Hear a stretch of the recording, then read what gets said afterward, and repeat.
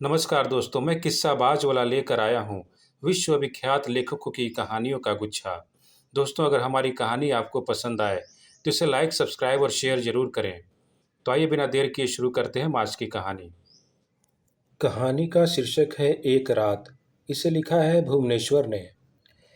इस आज कल अब जब तब से संपूर्ण असहयोग कर यदि कोई सोचे क्या, खींच उठे कि इतना सब कुछ निगल कर सहन कर इस हास्यास्पद बाली ने काल को क्यों बांधा, इस भूत भविष्य वर्तमान का कार्ड हाउस क्यों खड़ा किया।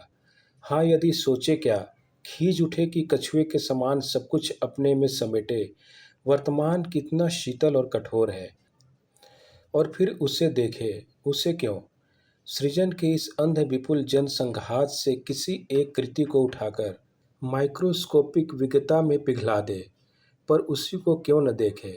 हाँ, उसका स्त्री का शरीर, उसका नाम, उसका हर रूपेण सुरक्षित होना देखे और खींच उठे। पर खींच क्यों उठे, आखिर क्यों? क्या खींच जाना इतना अंतिम है? क्या उसके बिना ट्रेजेडी बरबस एक असुंदरता से खिलखिला उठेगी? यह सच है, वह विज्ञान के अपरिवर्तनशील नियम से द्रव के समान जीवन के सांचे में पड़ते ही ढल गई। उसने एक पुरुष से प्रेम किया, दूसरे से विवाह किया, एक का हृदय तोड़ दिया और उसका फोटो चूमा, दूसरे से अधिक अत्यधिक निकट आकर विकृत कर दिया। और यदि उसके ऊपर सुरक्षित काई आंसू बहाने वाला होगा तो वह अवश्य हंस दिया होगा। प्रेमा, उस भग्न हृदय ने रुके हुए कंठ से कहा। प्रेम, यह खेल नहीं है। काश यह खेल ही होता। सच मानो, मैं अपनी हार भुलाकर तुम्हारी विजय पर बधाई देती। उसकी आत्मा पशु की आत्मा सी रीति और संपूर्ण थी। प्रेमा से उस भग्न हृदय ने दृढ़ता से कहा, तुम पछताओगी। तुम सब कुछ किया है, यह भी कर लूंगी। जीवन का पावना रति रति चुकाना होगा। उसकी आत्मा में दार्शनिक की छिछली प्रगल्भता थी और उसके बाद उसने अपने आंसू दिखाकर छिपाए। उसकी सौगंध खाने के बदले में अपनी सौगंध खिलाई। रुसवाई का अर्थ जानते हुए भी इसका प्रयोग 3 बार किया। पर इस सब पर समय की धूलि जम चुकी थी। अब वह चारों ओर दृढ़ संपूर्णता में असंपूर्ण संभ्रांत रमणी थी। केशव के पत्र एक एक अपने पति को पढ़वाकर जला दिए और अपनी पहली फैंसी पर हंसी और पति को बलात् हंसाया। उसका फोटो अपने सोने के कमरे में टांगा, उसके उपहारों को सहेजा, लापरवाही से डाल दिया, फिर सहेजा। फिर उसकी असाधारणता भूल कर चारों ओर से एक कुशल निश्चिंतता की सांस ली, जैसे उसका सारा जीवन, सारा अच्छा बुरा मादा कंगारू के शिशु के समान उसके अंग में ही तो है। यह सब 5 वर्षों में अनियमित उपक्रम बिखरा हुआ है। इन 5 वर्षों में केशव उससे दूर सुदूर होता गया।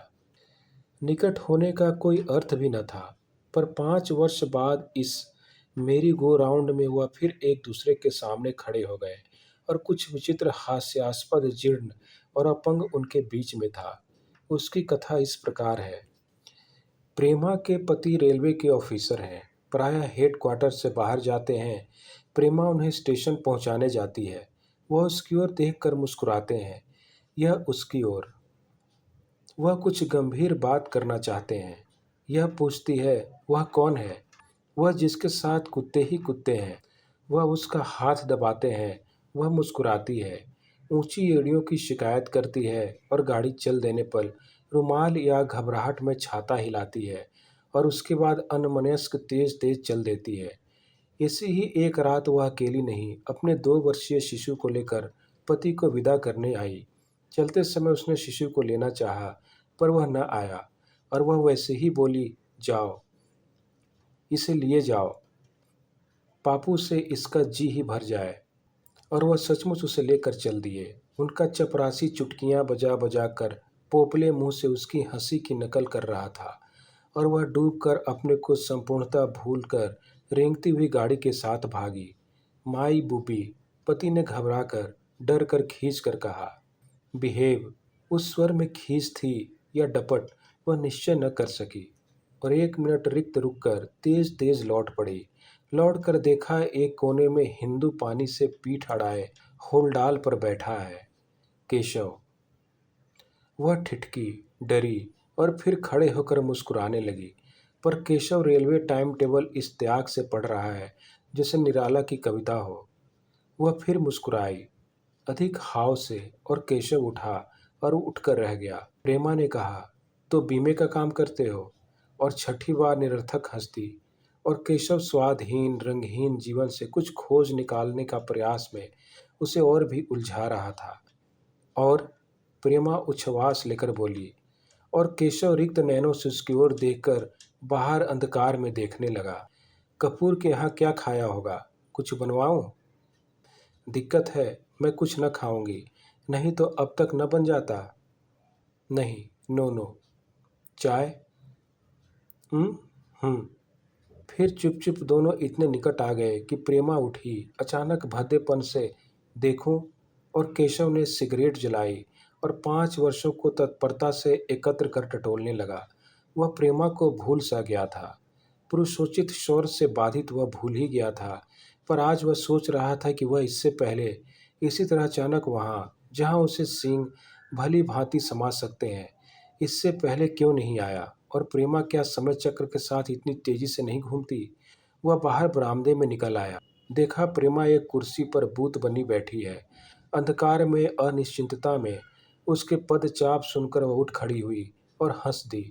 और यह हंसी केशव की रीढ़ की हड्डी में झंझना उठी। वह चुपचाप उसके निकट गया। शायद वह देखना चाहता था, उसको आत्मा के भीतर बिल्कुल उसकी रॉक बटम में देखना चाहता हो। पर यह तो हमारा ख्याल है। प्रेमा ने लाइट जला दी और बिजली के तीव्र एक रस प्रकाश से उसका मुख एकाएक अप्रतीब हो गया। लो, मेरा बीमा कर लो।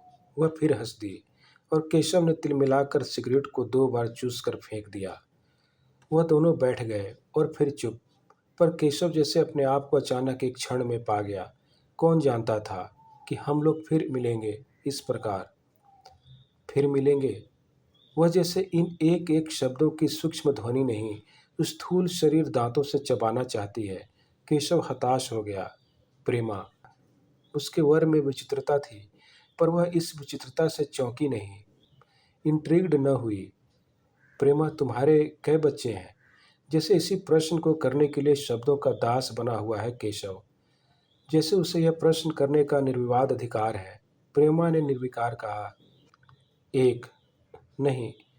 जैसे वह साधारण ताश के खेल के ट्रम्पों से इनकार कर रही हो। एक नहीं। वह चौंक उठा, एक विचित्र संतोष से, जैसे यह उत्तर पाने के लिए ही उसने यह प्रश्न किया था। फिर बोला, क्या तुम सुखी नहीं हो? सुखी? वह बोली जैसे वह कुछ समझ न पा रही हो।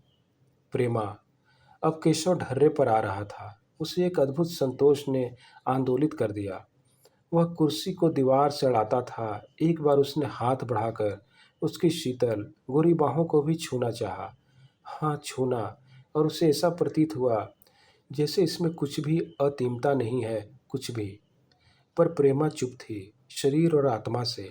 यह नहीं कि वह केशव को जानबूझकर अपने से दूर रखना चाहती थी। यह नहीं कि उसका मन इस विशेष परिस्थिति में व्यर्थ हो रहा था। वह अपनी बेबी तक को भूल गई थी, जैसे उसके कभी कोई बच्चा न था। जैसे जीवन में कहीं से कहीं लौट आना नितांत सरल है। इस प्रकार हंसकर बोली, तुमने बच्चों की बात क्यों पूछी? केशव जवाब देने के लिए मुस्कुराया, पर तुरंत ही गंभीर होकर कहने लगा, अच्छा, यह स्वेटर किसके लिए बुन रही हो? प्रेमा एकदम नाटकीय हो उठी। उसका मुख खिल गया, उसके नेत्रों से सहस्त्रों फूल खिल गए और एक दूत करके वह कमरे की ओर लपकी। केशव ने सहसा उठकर एक क्षण में उसका हाथ पकड़ लिया। उफ! उसके हाथ कितने शीतल थे, और उस क्षण की परिधि में उसने उसे छोड़ दिया। प्रेमा ने जाना, उसे संपूर्णतः जान लिया, उसका हाथ पकड़ना और इससे अधिक उसका छोड़ देना। उसने कमरे में घुसकर द्वार बंद कर लिए और नितांत साधारण स्वर में बोली, मैं सोती हूँ, तुम भी सो। बिस्तरा बिछा लो, नौकर कोई ना आएगा। केशव, चुप। प्रेमा, सो गए? केशव, प्रेमा, प्रेमा, सो जाओ। केशव भावुकता से, प्रेमा, यहाँ आओ। प्रेमा, हम तो सो गए। केशव चुप चुप चुप, जैसे वह सब कुछ प्रासंगिक द्रुत वेग से भूला जा रहा है, जैसे उसके चारों ओर के बंधन उससे बलात् मुक्त कर देना चाहते हों। और कुछ ही दूर एक स्त्री विचित्र विचित्र पर उसकी विचित्रता की कोई निश्चित छाया उसके मस्तिष्क तक नहीं पहुंचती। उसने कुछ संभल कर कहा, प्रेमा, मुझे नींद नहीं आ रही है, आओ कुछ देर बातें करें। क्या बातें करें? प्रेमा ने संपूर्णतः जागृत स्वर में कहा। कुछ। प्रेमा ने यंत्रवत दोहराया। नहीं। फिर कुछ रुक कर कहा, मैंने अपनी साड़ी उतार दी है। केशव चुप। उसे चुप रहने का एक कारण मिला। उसका मन इसे खोज रहा हो, एक विचित्र निश्चिंतता से, जैसे उसका कोई मुख्य अंग बुझ गया और वह केंद्रहीन भारहीन होकर या तो तप्त हो गया या उसकी जीवन की परिधि को वह पार कर गई। वह भौचक्का सा बैठा रहा और फिर कुर्सी पर गिरकर वहीं सो गया। सवेरे दीन चढ़े नौकर ने प्रेमा को जगाया। खिड़की की ओर से मेम साहब बहुरानी की गुहार लगाकर वह उठी। मलिन श्रमित आंखें सूजी थीं, होठ विकृत थे।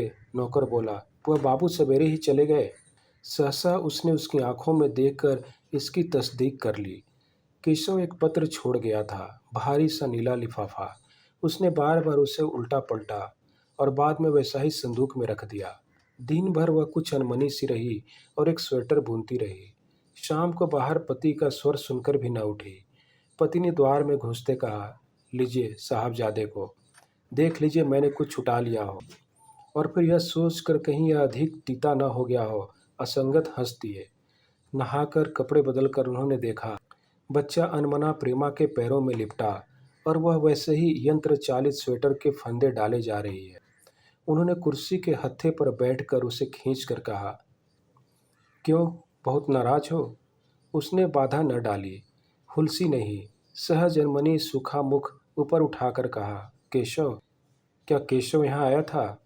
उन्होंने सहज भाव पर किंचित उतावली से कहा, नहीं। उसने अपने पति की गहरी नीली आंखों में देखकर कहा। फिर बोली, हाँ, मैं उसे रात भर स्वप्न में देखती रही, जैसे वह मर गया हो। हटाओ। उसके पति ने बीच में रोके हुए कहा, मरने के लिए मैं क्या कम हूँ? और उन्होंने उसका पूरा मुख, दोनों अधर, दोनों कोरें चूम ली। पर आज वह एक अज्ञात रस की प्यासी थी। उसकी आत्मा तृषित तृषित भारहीन हो शून्य में उड़ना चाहती थी। खैर, यह सब तो कविता है। धन्यवाद।